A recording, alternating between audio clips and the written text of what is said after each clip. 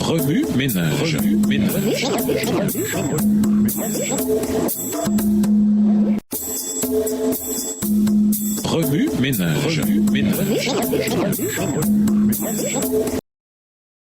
Bienvenue dans votre émission Remue-ménage. Nouvelles leçons de mercredi. Invité, le feu de Dieu. La Bible décrit à plusieurs reprises Dieu comme un feu dévorant. Hébreux 12, verset 29, version le second. Sa sainteté et sa gloire écrasante sont si puissantes qu'elles purifient ceux qui se tiennent devant lui. Considérez comment la gloire d'un seul ange a complètement submergé les puissants gardes romains au tombeau de Jésus. Voir Matthieu 28, verset 2 à 4. Si un seul ange a pu avoir un tel impact, imaginez la puissance rayonnante du Christ dans toute sa gloire. À sa seconde venue, sa luminosité détruira les méchants, voir 2 Timothée 2, verset 8, tandis que les justes se réchaufferont à sa lumière. Le parcours de Moïse, qui a fait l'expérience de la gloire de Dieu, montre comment il s'est au fil du temps habitué à sa présence. Tout d'abord, dans Exode 3, les versets 2 à 6, Moïse a rencontré Dieu dans le buisson ardent où il a vu sa sainteté à travers un feu qui ne se consumait pas. Plus tard, dans Exode 24, les versets 9 à 10, le patriarche est monté sur le mont Sinaï et a vu une vision de Dieu debout sur un pavement de saphir. Son exposition à la gloire divine s'est approfondie dans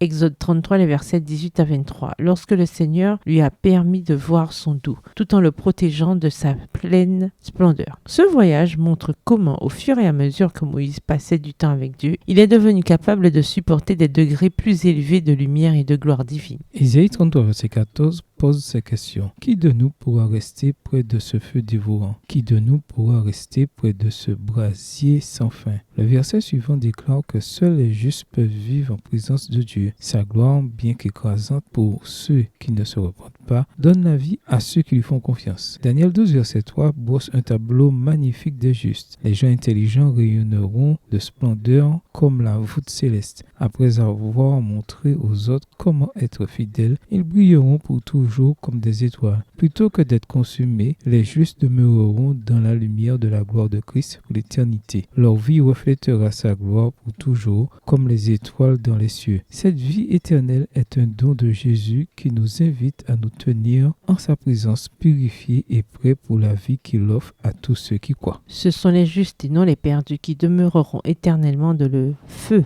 de la présence de Dieu. La lumière de sa sainteté est destructrice pour les méchants, mais pour les justes, elle est source de vie. Sa gloire qui purifie et soutient les justes sera pour toujours leur source de lumière et de joie. En fin de compte, les méchants et les justes rencontreront leur destin éternel lorsqu'ils seront face à la gloire totale de la présence de Dieu. Une gloire qui apporte la mort à un groupe et la vie à l'autre. Remue-ménage. Question à méditer. Comment vos priorités changeraient-elles si vous saviez que le jour du Seigneur décrit dans Malachie était sur le point d'arriver? Comment pourriez-vous mettre l'amour de Dieu au centre d'une étude biblique sur le destin des méchants? Au revoir. Et à demain si Dieu veut.